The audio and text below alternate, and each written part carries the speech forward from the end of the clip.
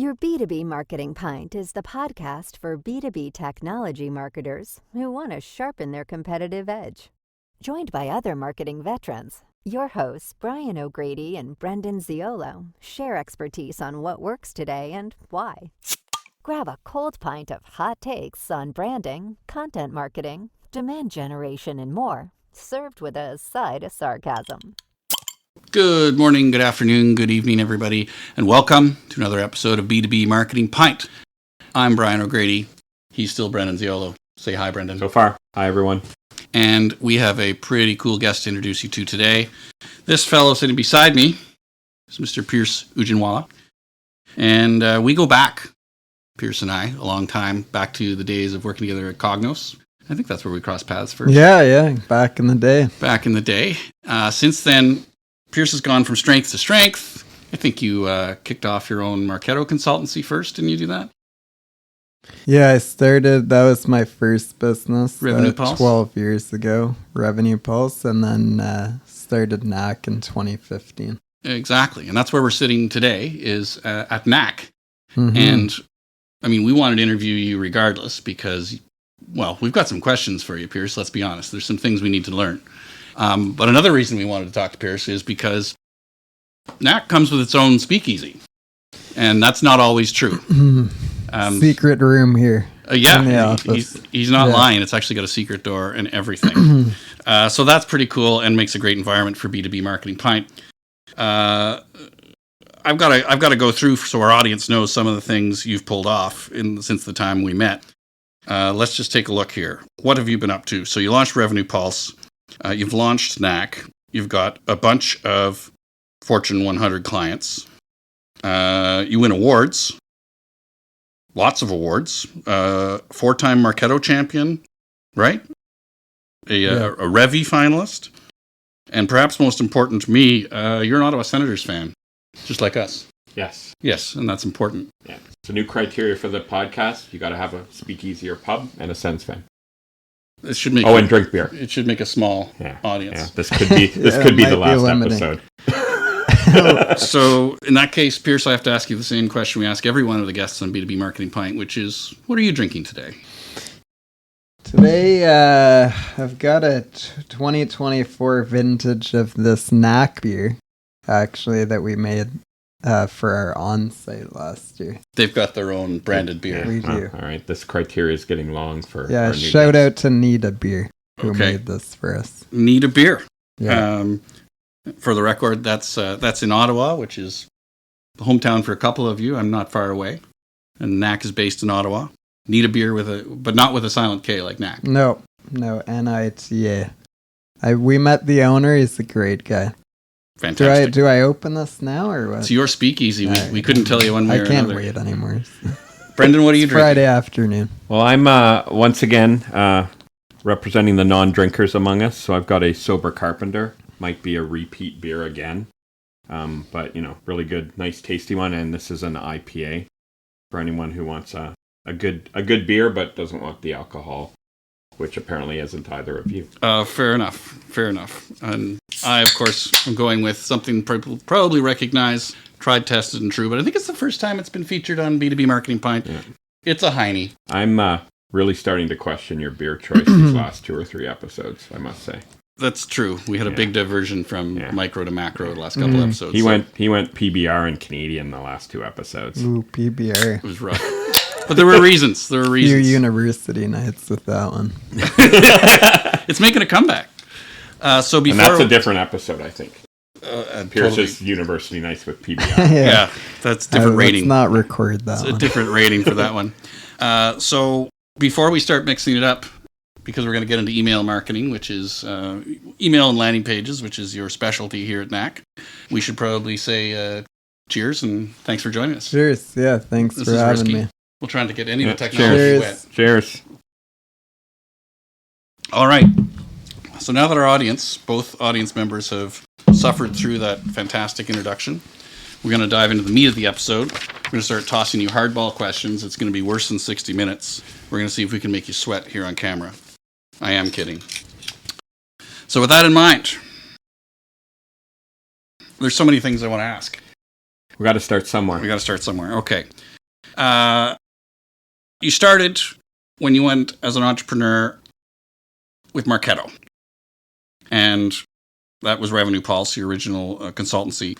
That led, and you correct me where I go wrong, directly to Knak a few years later. And that's for the enterprise and apparently changing how marketers are handling both email and landing pages. So that strikes me as something that is a strange thing to be able to build a landing or build a business around in 2025. So there's got to be some significant issue that you spotted or figured needed solving, because we're sitting in a speakeasy owned by Knak. Apparently you were right. But what is this pain point that the enterprise is experiencing that even after years and years of email and landing pages, you were able to help address? Yeah, so when we started working together, when I was, it was my first job at a university, my role was to put together the emails and landing pages. I remember. You were good at it. Marketing department. And, I went to business school. I wasn't a developer, and it blew my mind that really you needed to know how to code HTML emails to do your job. And that was in 2017. Fast forward to today, actually, surprisingly, not much has changed. And that's really why Knak exists. Like, for marketers to do their jobs, they still need to know how to code, unless they're using a product like Knak. I can't argue with that. No.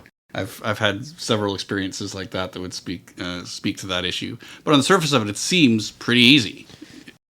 Yeah, I think one of the other main challenges is that email development is notoriously hard. There isn't standards like there is on the web, so Gmail renders something differently than Outlook, than Yahoo, than whatever you want, Lotus Notes. And nobody wants it back to the IBM days, but shout out to Lotus Notes users, both of you. Yeah.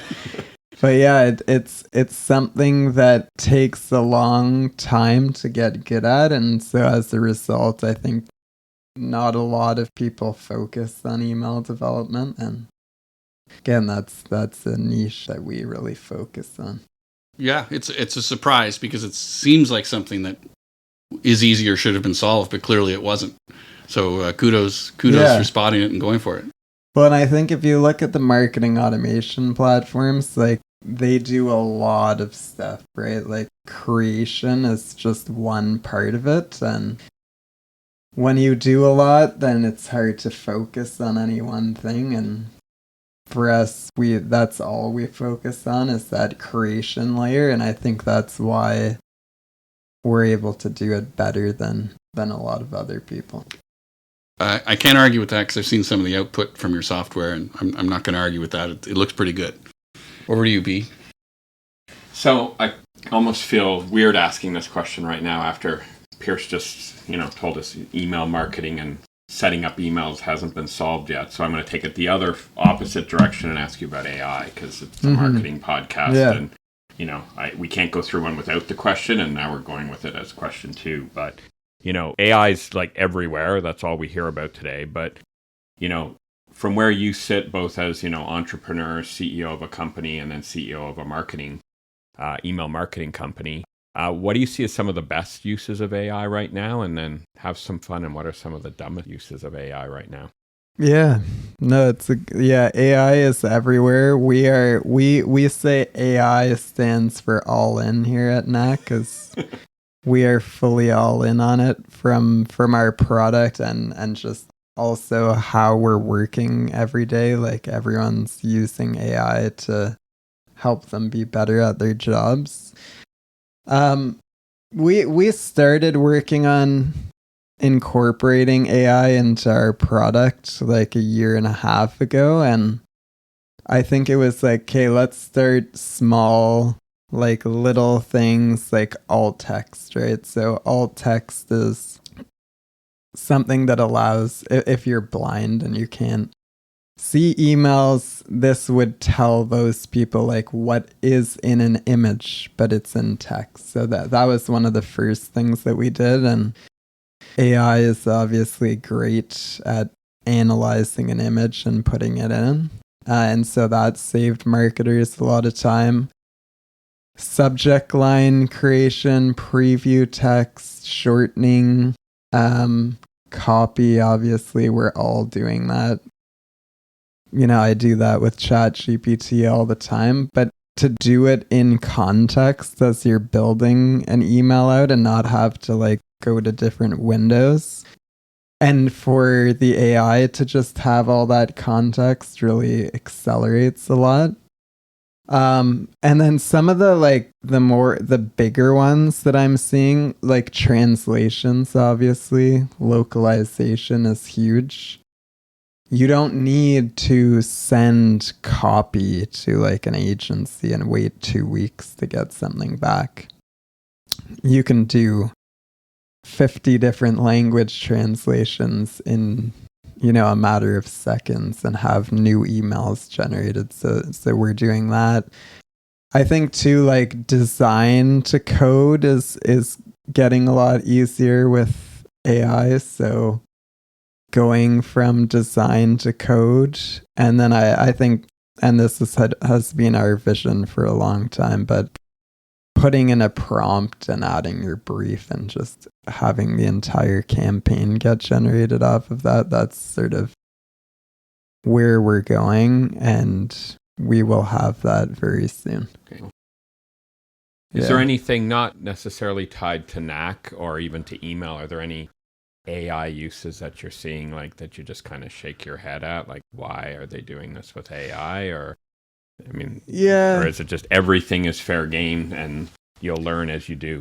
Yeah, I think we're very much in an experiment phase right now with AI, and hopefully everybody is. I think the things that I shake my head at is people who think that the whole thing is going to get automated, and that we're there already.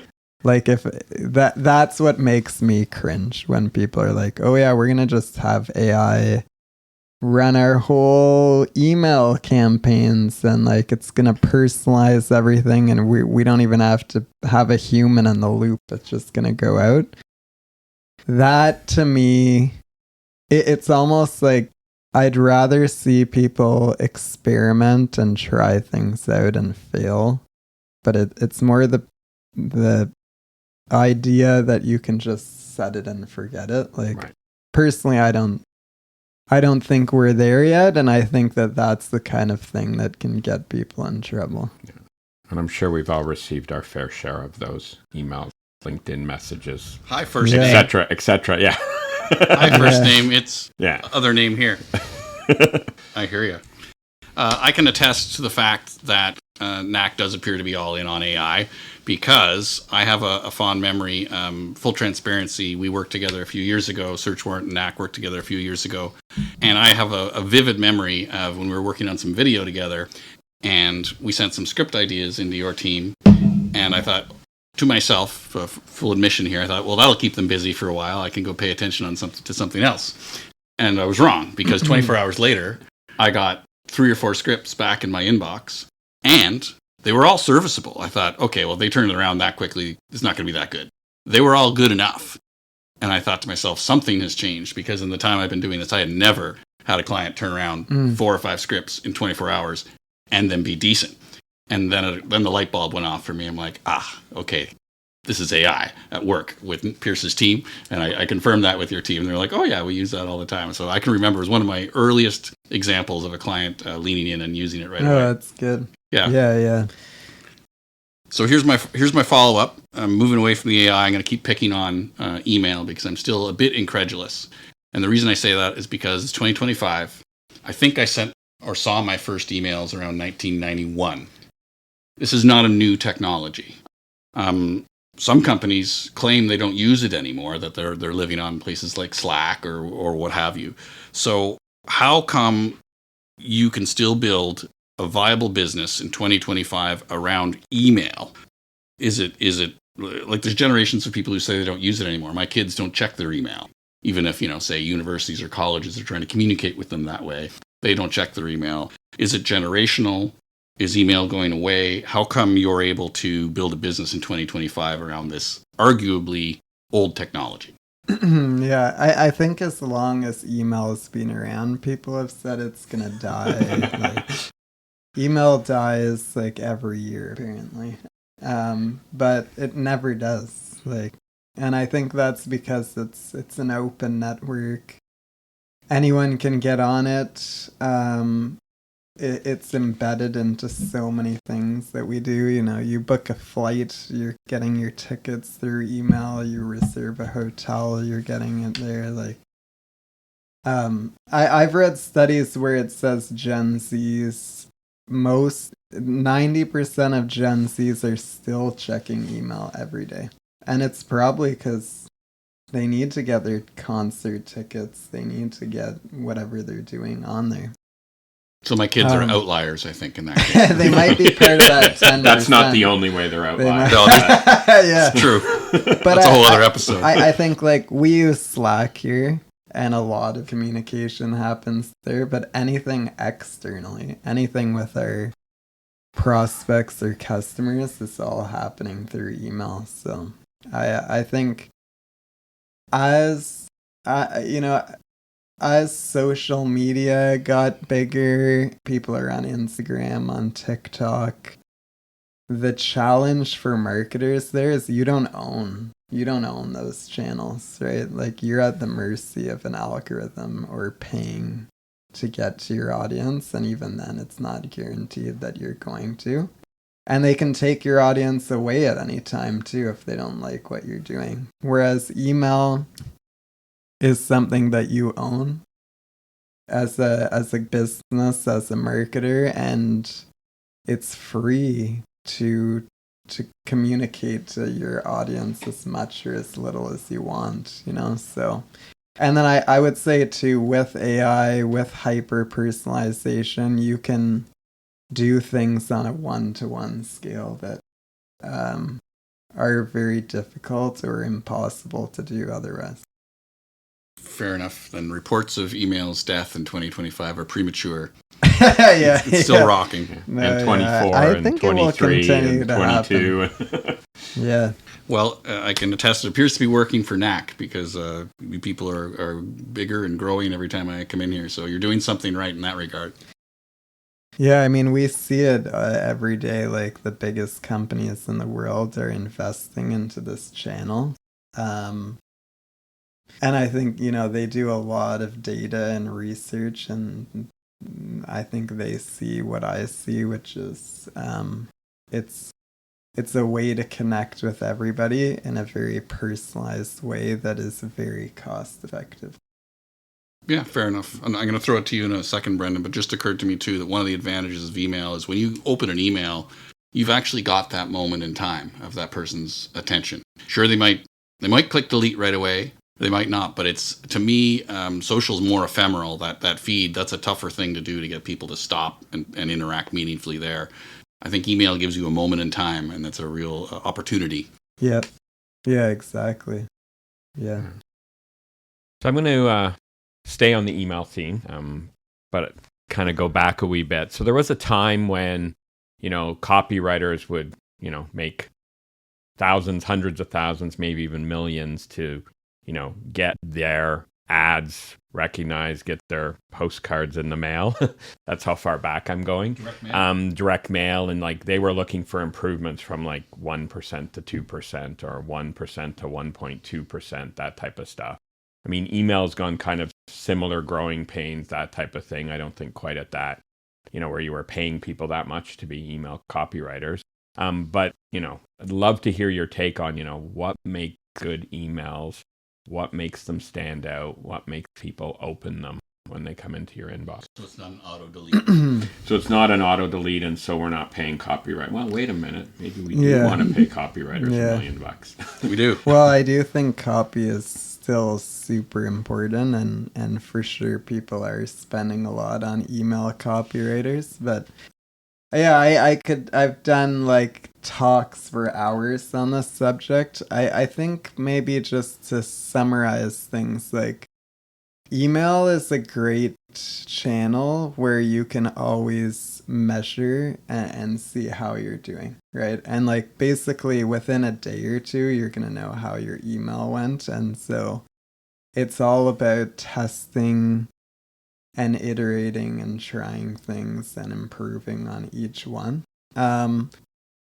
I think that there's a few things that I always recommend people do. So like you want to make it interesting for people. I say people don't spend enough time on their subject line and their preview text, because those are your tools to get your email opened, right? And that's half the battle, is getting it opened. But usually that's like an afterthought for people. They spend, tons of time, all their time on the body, the email, making it look great, doing the great copy and images and everything. But then they're like, oh yes, I need a subject line. You really need to put a lot of time into that and put it in a way to make it like compelling or interesting, or hey, to get the answer to the question you ask in your subject line, they're going to need to open, right? Like give them a reason to open it. And I think that even starts from the very beginning. Like when your first email that you send out, you're establishing a relationship with that recipient. Like, are you going to just send them some boring first email, in which case they're going to think, hey, this person probably always sends me boring garbage? Or is that first one going to like elicit a conversation, a two-way conversation with them, or teach them something interesting, or show them something really interesting? I think we all have those senders in our inbox that we just ignore by default, and there's others that you're like, hey, these guys always do like make it worth it for me to open. One sender that I got, it was like a ski clothing company, but at the bottom of the email they always had like a GIF that was hilarious, and I would always open them just to see, because they consistently did that, and they drove a behavior, and like they the made end it scene at the end of the Marvel movies. Everybody yeah, and you want to know what it is. So I think it's like you need to from the beginning establish with your audience that these are emails that you're gonna want to open and look at, and there's something either informative or visually appealing or funny. You have to pick what lane you want to go in and then just stick to that. Yeah, there's more to it than meets the eye on the surface of it. Yeah, like I said, I have this like whole cheetah framework that I give people that's kind of like, hey, if you do these things, you will get better results in your emails. But it's like adding animations, making it entertaining. Like way too many B2B companies, in my opinion, just make like boring stuff. The most boring thing. Like nobody, like your grandmother wouldn't even read it for you if you asked her. So I think you want to. We're all marketing to humans. That it needs to be interesting and don't just fill it with like corporate jargon, Humans who occasionally like to have a beer together. There you go. That's right. This podcast is a good example. We hope. We'll see. We'll see how it turns out. That's the plan. That's the plan. Okay. So you alluded to it there. You alluded to it earlier. There's creativity in this exercise of making a great email. It's got to be well written. It's got to be well designed. It's got to have all these artistic components. But you're dealing with enterprise clients. That design, all that creativity sits on top of tons and tons of operational complexity. There's the marketing automation system. There's the lists we're using. There's the privacy. There's the timing with other campaigns. I don't need to tell you your business, but my point is there's a science and an art, and merging it all into one successful email has a lot of moving parts where are companies falling down with that right now? Is it one place or the other? Is it consistent, or has everybody come up with a brand new mistake each time?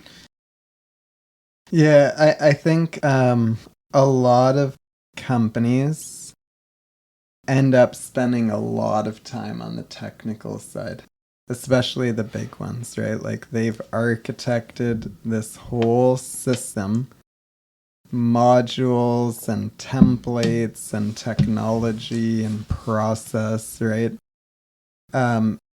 Around the coding problem. So like the coding problem is in the middle, and these companies have architected all this stuff around to try and avoid the problem that their marketers are going to have to code to get things out. So they do all these things that really strip away the creativity altogether. Because to be creative in like the status quo legacy system would mean the marketers need to code. Right. Your good idea doesn't fit the template, so you can't have your good idea. Yeah, so exactly. So people create these templates which are super boring. They all look the same, but they make it easy to get a lot of emails out, to get a lot of content out. Is it like the best email that you could make? No, but it's on brand and it like checks a lot of the boxes.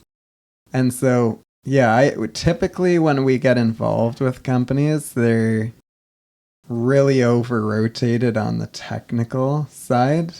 Like, with good intentions. They started with good intentions to solve the coding problem. But what it's meant is, like, layers of technical and process. Leave it so that it takes, like, weeks or months to get a single email out, and they're very underwhelming from a creative side of things, because that's also harder to control the brand as you open up historically the creativity.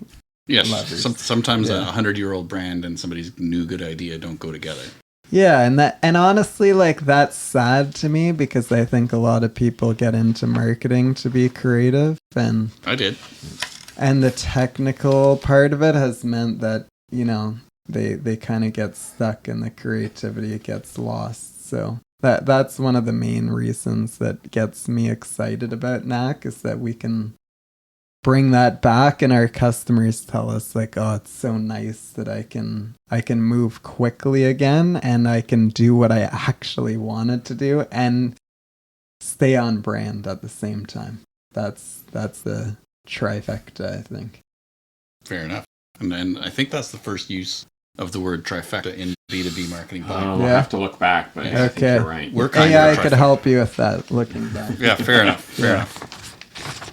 So I think it's very interesting and helpful that, you know, you're still reminding us and our audience that, you know, creativity still matters. You know, the human still matters, back to your AI answer and stuff. Like, there's a lot of elements that, yeah, people tend to get bogged down in either all of the data, all of the code, all of the infrastructure, especially when we talk about like automation and AI and the tech stack and stuff. They start there, and that drives the strategy, right? When it's like, no, it should support it. Yeah, and I think that, like, I definitely use AI to help me with creativity at times, but I am cognizant that I don't want to lose that. I don't want to lose my creative muscle. And my hypothesis is that even when AI gets better and better, that humans are going to be the best at connecting with other humans. So that's how we're thinking of the future. It's like, how do we help the marketers, the humans, get more creative, not to like replace the creativity with AI. Good. So going to shift gears or direction here a bit, because obviously you're passionate about email marketing, but I know you're also a passionate entrepreneur as well. So definitely want to kind of pick your brain on that. You know, you've built, scaled, grown 2 companies now. You've worked with a lot of clients. if you could travel back in time, so let's put in the time travel machine here, what would you do differently? And then what would you double down on in kind of your entrepreneurial journey more than just the email marketing side of things? Yeah, I think like part of what I think made me a good entrepreneur is that I like to like solve problems, get stuff done. And that doesn't always translate well as you grow a company. Like you need to get better at delegating, and you can't do everything. So it took me a long time to learn that. Like to go fast, you actually have to like slow down and help, not give other people the answers. You have to help them find the answers on their own, or you're going to be doing it forever. That wasn't like very intuitive to me, and I always just want to go as fast as possible. So like that's some advice. I think too, like we bootstrapped the company for 5 years. Knowing what I know now, I probably would have raised money earlier, because it's just like bootstrapping is like extra hard mode. Like it's slower, it's harder. I heard someone say it's like plowing the road with your face. Okay. Yeah, which I would agree with that sentiment. That's basically what it is. It's a lot easier. Yeah, I think it's just you can go quicker, and it isn't as hard if you raise money a bit early. Eliminate the money barrier as quickly as possible and get on to what you want to get onto. Yeah. See, I thought he was going to plow the road with like a shovel or something, but he just took it to another level. Right to the face. Just your face. Yeah. Yeah, it's painful. That's hard. It's very hard. Painful too. Yeah. I can see that. I do like Pierre. It's something you said that I can't remember if it was the last guest or one of the recent ones, was just that conversation about, being passionate about the problem, right? A lot of people are like, it's all about the solution. It's all about what you're doing. But, there's a lot of people out there that's like, no, you've got to understand the problem. You got to be passionate about solving problems and stuff. So it was, another common theme in our episode with our different guests, reinforcing that message. I actually said that on a panel with like 3 other CEOs, because I was like, yeah, I'm really passionate about the problem, and none of them agreed with me. Because for me, I do need that like connection with the problem where I'm just not as interested. Like I work for like a security company that did email classification software, and like great company, they did super well, but I couldn't relate to that because I never worked in the military or in the government where that is probably really important, but just not having the context to it. I like to attach myself to being there, and I still feel I'm building the product that like I wish I had back in as the day. a marketer. Yeah, that makes sense. Yeah. So with our setup today, I'm not sure if we're running long or short, to be honest, this type of stuff, but I think we should probably wrap it up. Okay. I think Pierce has many email problems to solve here, That's so true. And we don't want to keep him too long, but I think we need to ask him our final question. Yeah. And there's a chance that after our audience leaves and the camera is off, we might just spend a lot of time solving problems in the speakeasy, actually. Okay, are you ready for the big final question? Oh, wow. This is Drum roll. Oh, I have one today. Nice. Yeah, It's sound effects. If B2B Marketing Pint has a tradition, this is it. Everyone who's been in the hot seat where you are gets asked, in what you do, in email in particular, what's the biggest myth that you wish you could squash? And this might be your opportunity to do it today. That almost every engagement you go into, someone raises this objection or raises this thing that you never stop hearing, you wish you never had to hear again. Yeah. What's the biggest myth around email marketing that needs to die? 2? It's your speakeasy. Okay. Yeah. But other guests, if you don't have a speakeasy, one answer. Only one. Only one. All right. So, 2, because they're both equal. If these could go away, it'd be great. But the first myth is that the myth is people think you can put videos in email. Okay, or that's what people ask us. Can we put a video in the email? And like, I think I've had to tell people no, like thousands of times. Like, it's not possible. And it's not like a Knak thing or any, it's just email does not support videos. And I think for good reason. Nobody wants to open an email and have, remember the internet back in like, remember the internet, I'm really yeah. dating myself in like the 90s. Like Yeah. you would get on there and there'd be some music playing. Sure. And you'd have to try and figure out how to shut it off. Yeah, and like, blinking text. We're big on blinking text. Oh, yeah. I'm so glad we moved away from that. And that, I think, is a good feature that email doesn't have that. Because that would be Because annoying. if people could put cat videos in emails, They that would. would change the business now overnight. you can put animated GIFs, but you can't put video. And the other one, and we get this still all the time, but if you forward an HTML email, Yes. it is going to look broken. And there's nothing you can do about that, really. Like, there's very little you can do about how an HTML email looks once it gets forwarded. And again, it's not like this is just a problem with email, and like don't That's how try the and medium solve operates. it. Don't try and solve it. It's not worth the time. But Okay. it would be cool if we could forward cat videos in email. In emails, and they stayed looking the way. That might actually work. I we think, might get yeah. we might get kicked out of the speakeasy. So apologies in advance, Pierce. You've just provided a secret code for anybody who wants to make it directly to your inbox. They just need to use the subject line. Video now works in email. We know Pierce will look at it. Yeah, Sorry. Forward Yeah. this email. Yeah. And from there, I hate to do it, but we have to stop talking. Again, They tell us that a lot, actually. So I want to say a big thank you to you, Pierce, for Thank you guys. it was a lot of fun.